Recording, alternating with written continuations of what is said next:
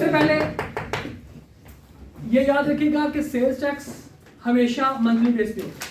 तो आपने जब रेफरेंस देना फॉर द टैक्स ईयर नहीं, आपने कहना फॉर द मंथ ऑफ आपने कहना, ठीक है। और सबसे पहले जो आपने एडजस्टमेंट करनी है, सबसे पहले आपने करनी है इनपुट एडजस्टमेंट।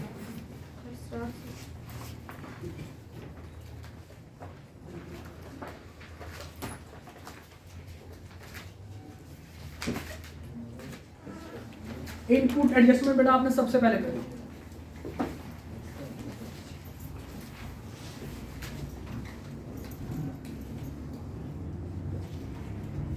और इस एडजस्टमेंट के ऊपर आपने दो चीजें लिखनी है। यहां पे आपने परचेज, यहां पे आपने लिखना है अमाउंट, और यहां पे आपने लिखना है इनपुट टैक्स। अब जिस चीजों से आपको, जिन परचेजेस से आपको इनपुट मिल रहे हैं वो सारी की सारी आप परचेजेस लिख देंगे। मतलब परचेज फ्रॉम रजिस्टर्ड पर्सन, अगर आपने कोई पिछला इनपुट क्लेम नहीं किया तो आप इस इनपुट को क्लेम कर सकते हैं, ठीक है। कुछ भी आपके पास इनपुट यहाँ पे आ सकता है। तो सारा कुछ आपने इनमें अमाउंट लिखनी है और आपने इसके ऊपर टैक्स कैलकुलेट करना है। कुछ परचेज रिटर्न है तो यहीं पे माइनस हो जाएंगे, तो परचेज रिटर्न आपके पास इनपुट यहीं से माइनस हो जाएगा, ठीक है। कुछ भी जो चीज आप इसमें देखेंगे वो सारा कुछ इनपुट टैक्स को आपने कैलकुलेट करना है। परचेजेस का इनपुट टैक्स जब आप कैलकुलेट करोगे तो that would be called residual input.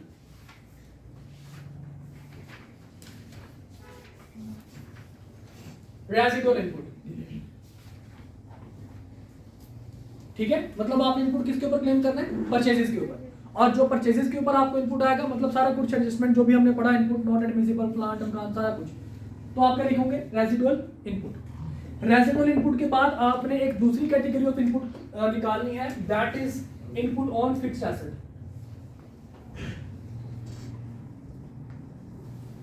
Input on fixed asset, ये रेजिडुअल को आपने यहां पे क्लोज करना है,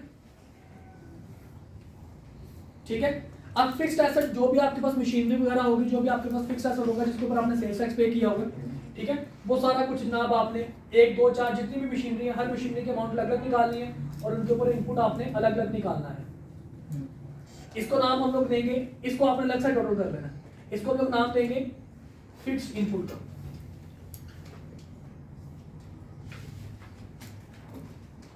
ओके, तो इनपुट की एडजस्टमेंट में दो किस्म का आपने इनपुट निकालना है। Number 1 residual input, number 2 fixed input.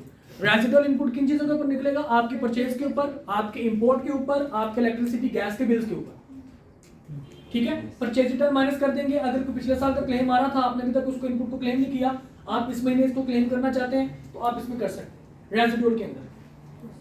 Okay, fixed आप अलग से कैलकुलेट करोगे। Got it? रेजिडुअल बेटा जितनी भी आपकी परचेजेस हैं, परचेज फ्रॉम रजिस्टर्ड पर्सन, ठीक है, आपकी परचेज रिटर्न इसमें से माइनस आपने करवा देनी है। इलेक्ट्रिसिटी बिल के ऊपर अगर आपने कोई सेल्स टैक्स पे किया तो वो आपके यहाँ पे क्लेम हो जाएगा, ठीक है। कोई पिछला इनपुट आपके पास था वो आपने क्लेम नहीं किया हुआ था, वो इनपुट यहाँ पे आ जाएगा, वो रेजिडुअल इनपुट हम इसको कहेंगे। जो फिक्स्ड एसेट के ऊपर जो इनपुट होगा वो आपने उसको अलग लिखना है। वो फिक्स्ड एसेट आपके पास 1 है, 2 है, 6 है, जितने भी हैं उनके ऊपर अलग से कैलकुलेट होगा। उनको हम लोग क्या नाम देंगे? Fixed input. तो हकीकत में इनपुट एडजस्टमेंट के अंदर हमारे पास 2 इनपुट्स आ रहे होंगे, नंबर 1 रेजिडुअल, नंबर 2 फिक्स्ड। ये ऐसे ही होना है, ये पैटर्न समझ लीजिए जी सर, ठीक है। पहले आपने इनपुट एडजस्टमेंट करने के बाद, कैलकुलेट करने के बाद, दूसरा जो आपने काम करना है that is apportionment of input tax.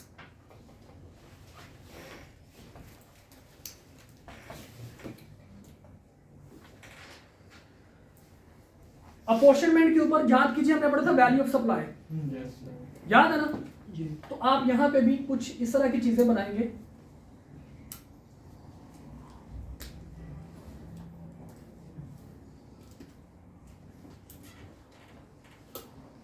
आपने पहले कॉलम में लिखना value of supply,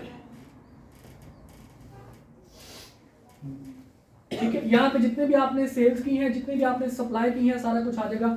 supply to registered, supply to unregistered, आपके ऊपर यानी कि जो भी चीजें आपने बेची हैं सारा कुछ, एडजस्टमेंट वगैरह, आपने कोई डिस्काउंट दिया हुआ था, वो डिस्काउंट हमने कहा था स्पेशल डिस्काउंट अलाउ नहीं है, उसको वैल्यू में ऐड करेंगे, ठीक है।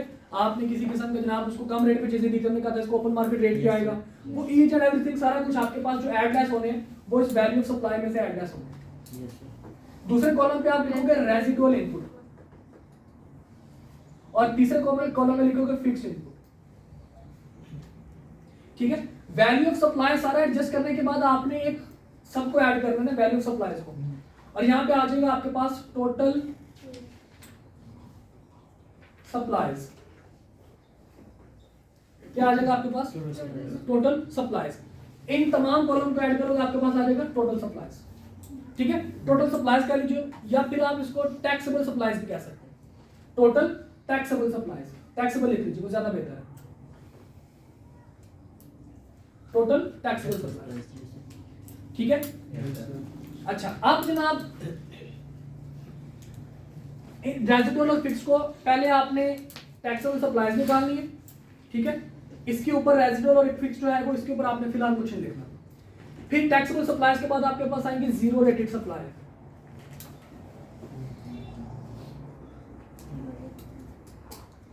और फिर आपके पास आएगी एग्जम्प्ट सप्लाईज।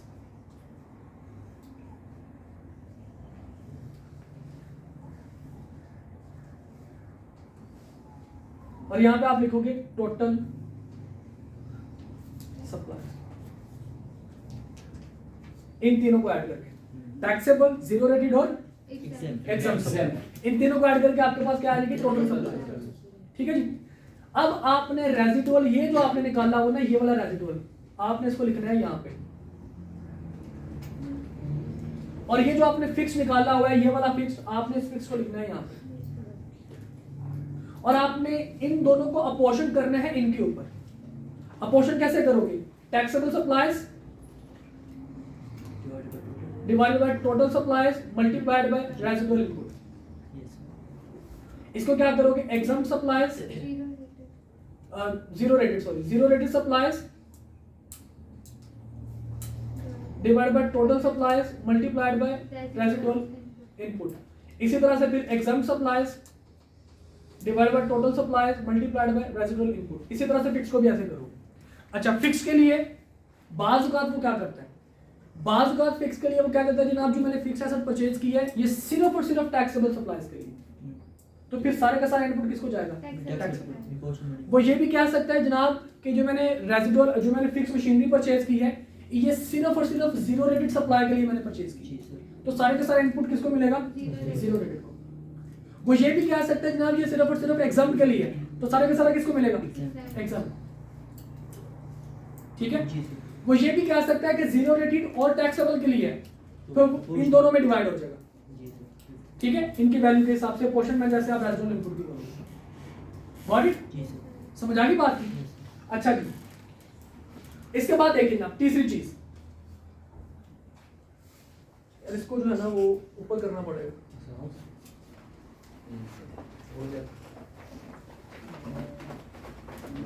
जो चीज है वो है आउटपुट टैक्स। आउटपुट टैक्स नजर आ रहा है वीडियो में लाइट के साथ भी। आउटपुट टैक्स, इस आउटपुट टैक्स को आप कैसे कैलकुलेट करोगे बेटा? आपने यहां पे इसी तरह से आपने दो कॉलम्स बनाने,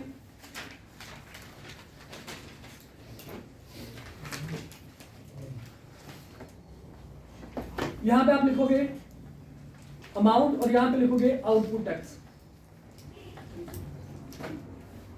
देखो अब यहां पे आपने कौन सी अमाउंट लिखनी है? यहां पे आपने लिखनी है, ना करना भाई, रिफ्लेक्शन आ रही थी उसकी। ठीक है, कर दे ये आप कर देना यार, इसको ना इसको बंद कर दो मैं फिलहाल। अच्छा जी, अब आपके पास यहां पे आप लिखोगे टैक्सेबल सप्लाईज। ये टैक्सेबल सप्लाईज कौन सी होगी? ये वाली, ये आप यहां पे लेके आओगे। ठीक है, समझ आ गई बात की?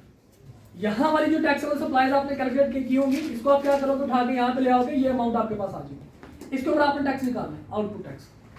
फिर इसमें से आपने लेस करना है लोअर ऑफ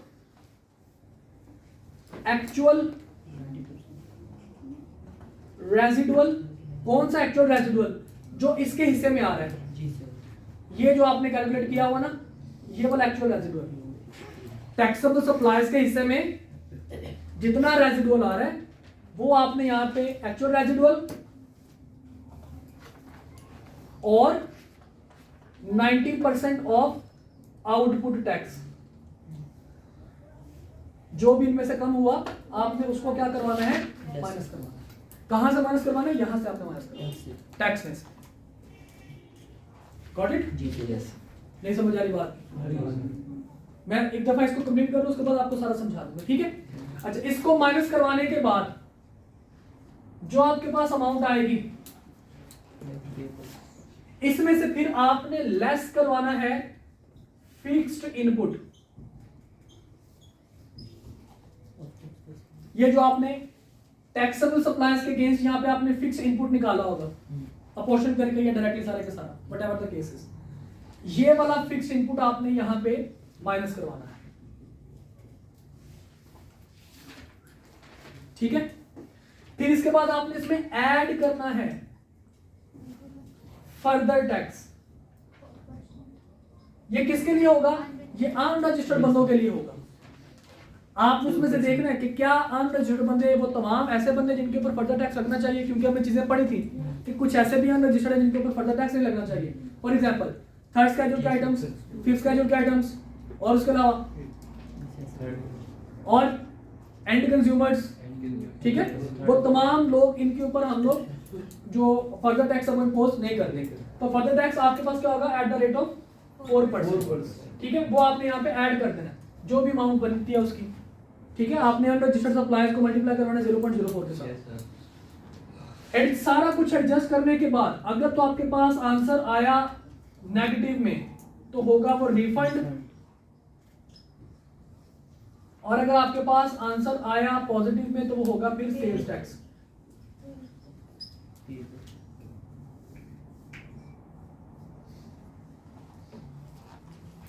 ओके? अच्छा, अब इसके बाद फिर जो जीरो रेटेड है, हमने कहा था इसके ऊपर आपको इनपुट मिला करता है, आपको इसके ऊपर आउटपुट क्लेम करने की जरूरत नहीं होती, तो आउटपुट तो इसके ऊपर आएगा भी नहीं। कहीं भी देखकर जीरो रेटेड का मैंने तस्करा किया, तो यहां पे आप एक स्टेटमेंट लिखोगे क्या, कि sales tax carried forward, carried forward यहां पे आएगा zero rated,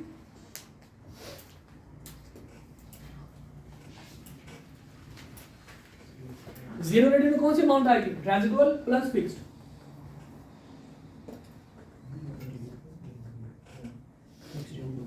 residual plus fixed, ये जीरो रेटेड का रेजिडुअल ये वाली अमाउंट और फिक्स ये वाली अमाउंट इनपुट वाली, ठीक है जी? और उसके बाद जनाब आपके पास अगर एक्सेस, अगर आपके पास 90% ज्यादा होता कम होता है और आपका जो एक्चुअल रेजिडुअल वो ज्यादा होता है, तो जो इन दोनों अमाउंट का डिफरेंस होगा एक्सेस ऑफ 90%, वो भी आप उसको कैरी फॉरवर्ड करोगे।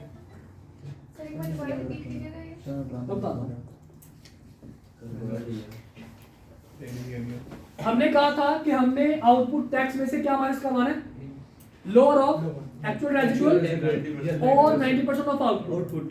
अगर तो एक्चुअल रेजिडुअल है तो फिर तो हमने कहा जी जितना हमारा बनता था हमने सारे के सारा क्लेम कर लिया, लेकिन अगर आपका लोअर जो है वो 90% ऑफ आउटपुट है, तो फिर आपका एक्चुअल रेजिडुअल जितना ज्यादा होगा उसको क्या करोगे, हम कहते हैं आप उसको आप क्लेम कर सकते हैं अगले महीनों में, तो वो सेल्स टैक्स कैरी फॉरवर्ड हो जाएगा। Got it? यस। समझ आ गई बात की? अच्छा, इसमें एक वर्स्ट केस है। वर्स्ट केस का मतलब घटिया तरीन केस वो क्या है? वो कहता है कि जनाब पूरा सवाल बताने के बाद एंड में जाके पता क्या कहता है कि फॉर एग्जांपल 1 लाख रुपए was in excess of 90% of sales tax. 1 lakh रुपए were in excess of 90% of sales tax of previous month.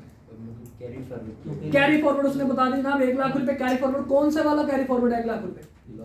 ये जो 90% आपने जो एडजस्ट किया था ये एक्सेस है, तो फिर आप इसके साथ क्या सलूक करोगे?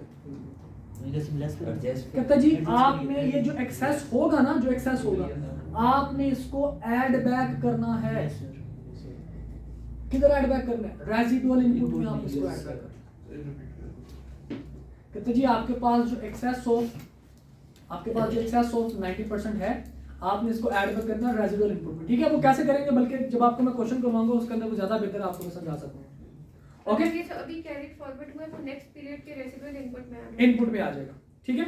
अभी इस क्वेश्चन को मैं दो चीजें होंगी, एक होगा sales tax credit carry forward, एक होगा excess of 90% sales tax credit carry forward. दो किस्म के कैरी फॉरवर्ड्स आपको नजर आएंगे।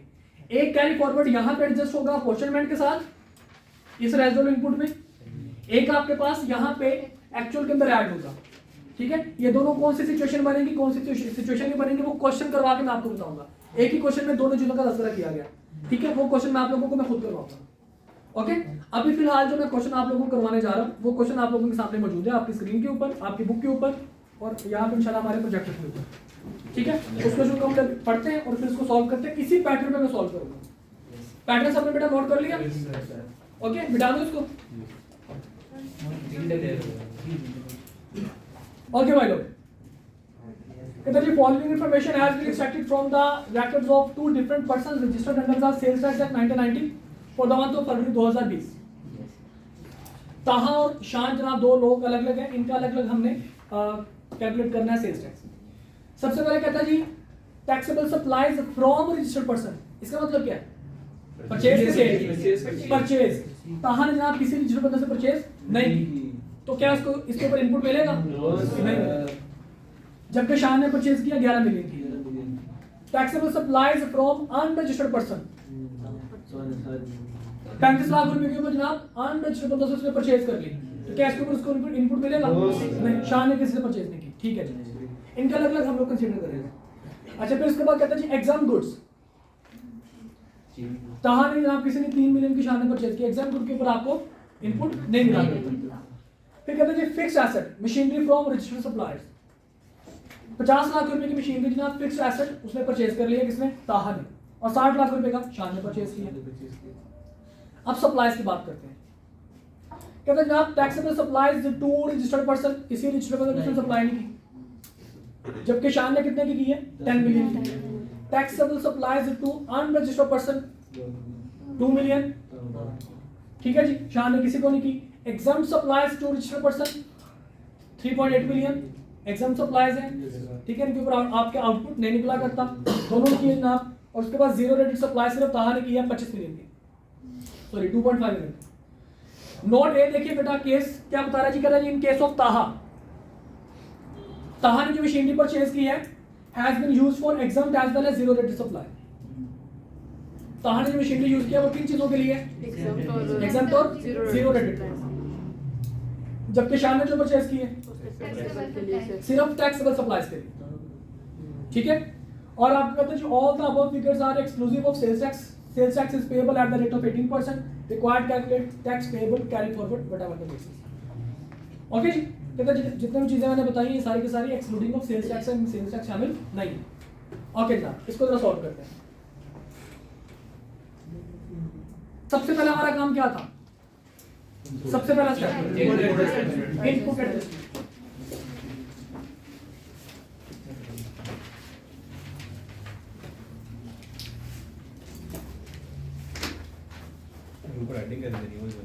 वो भी आपको बता देता, फिलहाल यही देखो, हेडिंग आपको बता देंगे। हेडिंग के लिए वो आपके बुक के अंदर लास्ट में सॉल्यूशन मौजूद है, उसकी हेडिंग वगैरह देख लेना हमारा, ठीक है। अभी जगह मेरे पास करना है, मैं जगह बचा रहा हूँ। अच्छा बेटा, इनपुट एडजस्टमेंट में सबसे पहले आप किस चीज को लिखोगे? Purchases from registered person. कोई है जी ताहा के केस में? कोई जनाब, तो क्या इसके ऊपर कोई टैक्स आएगा? कोई टैक्स नहीं आएगा। फिर हम कहते हैं जी परचेजेस फ्रॉम अनरजिस्टर्ड जनाब, कितनी है? अनरजिस्टर्ड भाई ने कितनी चीजें परचेज की? 3.5 मिलियन की। क्या इनके ऊपर आपको इनपुट मिला करता है? कोई इनपुट नहीं इनके ऊपर आएगा, ठीक है जी। और इसके अलावा भाई ने कोई और चीज परचेज की हो, कोई इनपुट पीछे से जनाब कैरी फॉरवर्ड आ रहा हो, कोई भी चक्कर हो, इसने जनाब एग्जाम गुड भी से परचेज की है, नहीं एग्जाम गुड से परचेज नहीं की, ठीक है जी। तो इसका मतलब इसको कोई रेजिडुअल इनपुट नहीं मिलने वाला। रेजिडुअल इनपुट कितना आएगा जनाब? कुछ भी नहीं आया। क्लियर? अच्छा, फिर हमारे पास है जनाब fix input.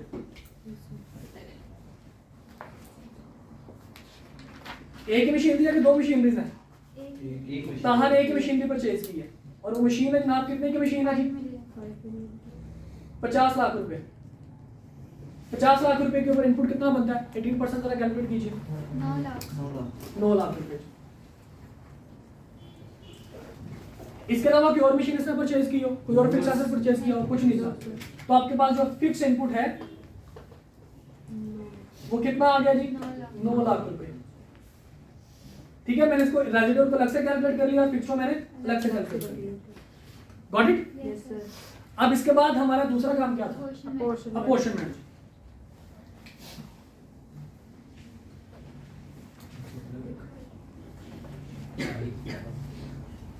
Apportionment of input. इसमें हम लोग कॉलम बनाया करते थे वैल्यू का, रेजिडुअल का और फिक्स का।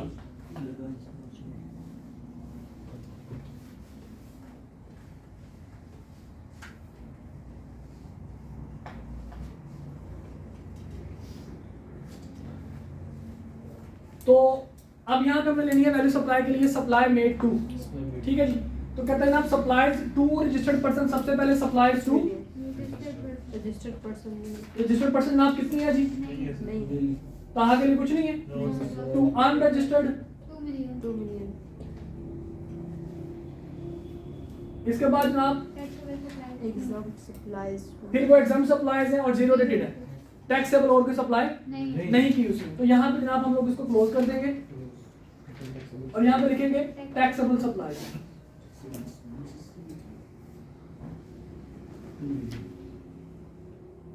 ठीक है जी, कितना आएगा जी? 2 मिलियन। फिर उसके बाद हम लोग क्या लिखा करते थे? एग्जाम सप्लाईज या जीरो रेटेड। जीरो रेटेड जनाब कितने हैं जी? 2.5 million. 2.5 मिलियन। एग्जाम 3.8 और एग्जाम आपके पास कितनी है? 3.8 million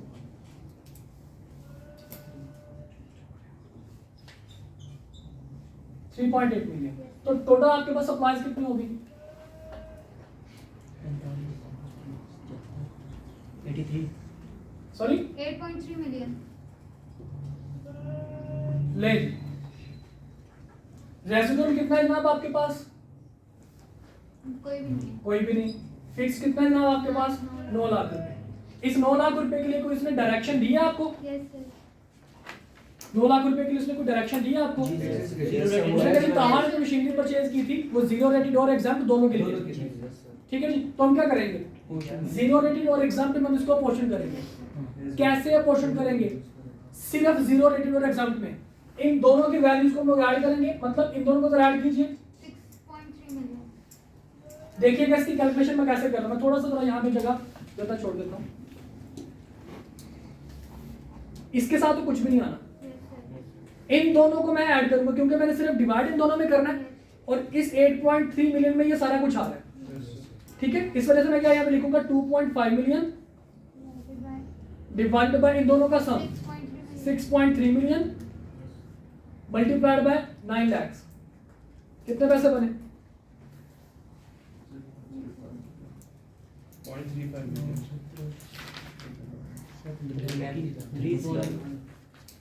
3,50,000। 3,57,143. 357.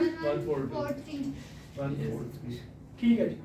और इसके बाद फिर आप इसी तरह से लिखोगे 3.8 million divide by 6.3 million multiplied by 9 lakh जी। 542,857. 542,857 857. जी।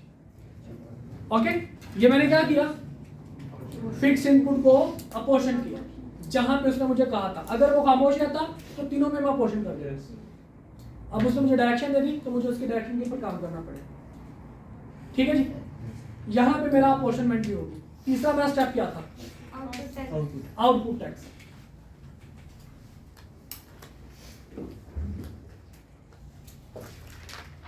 आउटपुट टैक्स में जनाब देखूंगा यहाँ पे मैं टोटल टैक्सेबल सप्लाईज।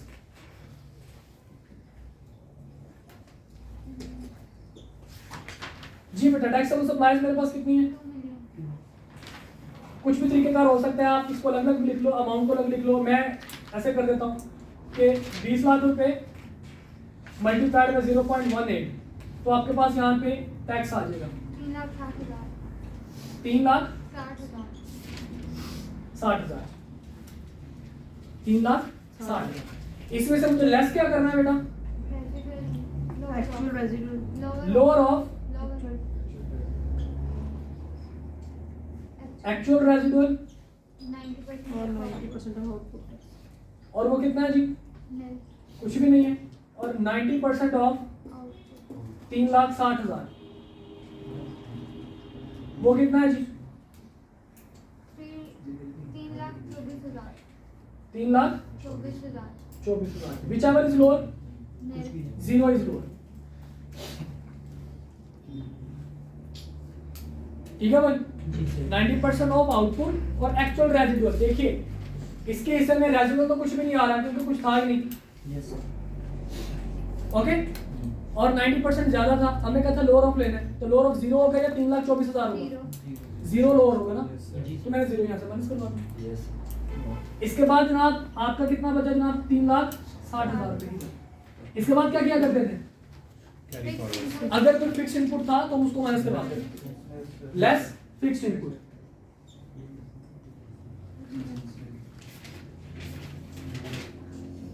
कितना है फिक्स इनपुट? नहीं है सर. नो टैक्सेबल सप्लाई तो नहीं। टैक्सेबल सप्लाई का फिक्स इनपुट है? नहीं. कोई नहीं है। ठीक है भाई, समझ आ रही है बात की? मुश्किल बात तो नहीं मैं कर रहा। हाँ जी बेटा, नहीं आ रही समझ? कहाँ से समझ नहीं आ रही? साथ लिखे ना, एक दफा पढ़ लें, एक दफा सुन लें, उसके बाद इसको नोट कर लीजिएगा। जी बताइए मुझे, कहाँ से समझ नहीं आ रही? देखो आउटपुट टैक्स यहाँ तक तो क्लियर है सब। यहाँ तक तो किसी को कोई मसला है तो मुझे बता दे, मैं उसको भी बता देता हूँ। यहाँ तक सबको क्लियर है? लास्ट है आउटपुट टैक्स। जी जी, कौन से जिसमें? फिक्स टैक्स की। देखो अगर तो मुझे तीनों में डिवाइड करना होता ना, तो मैं तीनों में क्वेश्चन करता कैसे? 20 लाख डिवाइड पे 83 लाख मल्टीप्लाइड में अमाउंट। लेकिन उसने कहा जी ये आपने सिर्फ और सिर्फ जीरो रेटेड और एग्जाम के लिए मशीनरी उसने इस्तेमाल की है, तो मुझे सिर्फ इन दोनों में एडजस्ट करना है। कैसे एडजस्ट करूंगा? इन दोनों को ऐड करके 6.3 million 2.5 million divide by 6.3 million multiply by जिस अमाउंट को मुझे अपोर्शन करना है वो अमाउंट। Got it? अच्छा अब देखो बेटा आउटपुट के लिए जो आपने टैक्सेबल सप्लाईज यहाँ पे निकाली होगी उसके ऊपर ये अमाउंट है, ठीक है, ये अमाउंट है, और इस अमाउंट के ऊपर आपने 18% टैक्स आउटपुट का निकालने का। इस अमाउंट के ऊपर 18% टैक्स कितना बनता है? 3,60,000। ठीक है, आप बेशक इसको दो कॉलम बना लो, एक तरफ अमाउंट लिखो, दूसरी तरफ टैक्स लिखो, आपकी मर्जी है। मैंने ऐसा नहीं किया, मैंने इसको साथ ही डायरेक्टली इसको एडजस्ट कर दिया। टैक्स इसमें से आपने लेस करवाना होता है 90% ऑफ आउटपुट और actual residual whichever is lower. Okay, actual residual कितना है? टैक्सेबल सप्लाईज के बीच एक्चुअल रेजिडुअल कोई नहीं। 90% ऑफ आउटपुट कितना है? 3,24,000। Whichever is lower? 0 माइनस करो। रिमेनिंग अमाउंट कितना आएगी जी? 3,60,000। इसमें से मैं क्या किया करता हूँ? फिक्स इनपुट है कोई टैक्सेबल का? कोई नहीं, वो मैंने माइनस करवाना है और ऐड करता हूँ क्या? Further tax. फर्दर टैक्स किसके ऊपर लगा करता है?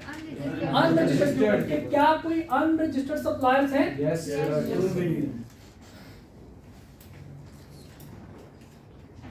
अनरजिस्टर्ड मुझे इस कॉलम के टैक्सेबल सप्लाईज के ऊपर मुझे कहीं नजर आएगा अनरजिस्टर्ड। और क्या ये सब के ऊपर कहीं में से कोई एंड कंज्यूमर, थर्ड स्केड्यूल के आइटम, फिफ्थ स्केड्यूल के आइटम तो नहीं है कोई? कुछ उसने तस्करा नहीं किया, तो उसका मतलब सब के ऊपर 4% फर्दर टैक्स लगेगा। इसका 4% नहीं जी, 80,000 रुपए। अब सबको मैं टोटल कर दूंगा। 3,60 जमा 80,000 कितना हो गया? 4,40,000। नहीं, this is your sales tax payable.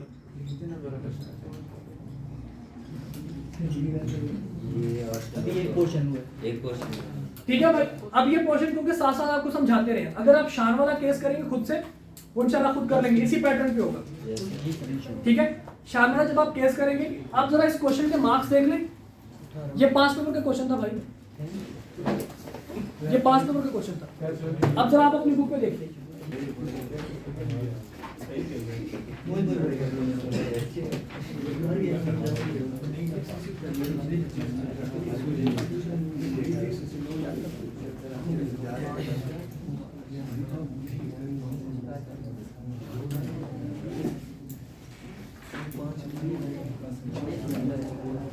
क्या नाम था इसका? ताहा शाम जी। बेटा देखिएगा जरा, स्प्रिंग 2020 का ये क्वेश्चन था, कैप लेवल का, 13 नंबर का सवाल था जी। इसमें था क्या 13 नंबर वाला? सर पेज नंबर बताइए, कौन सी पेज नंबर है? ये है जी गालबन, मेरे पास जो है वो 224 पे है, आपके पास शायद 223 या 22 या 25-26 पे होगा। क्वेश्चन नंबर 7 है सेल्स टैक्स का, क्वेश्चन नंबर 6 सॉरी जनाब। 13 नंबर का सवाल है और आपके सामने यह है कि इसकी क्या औकात है।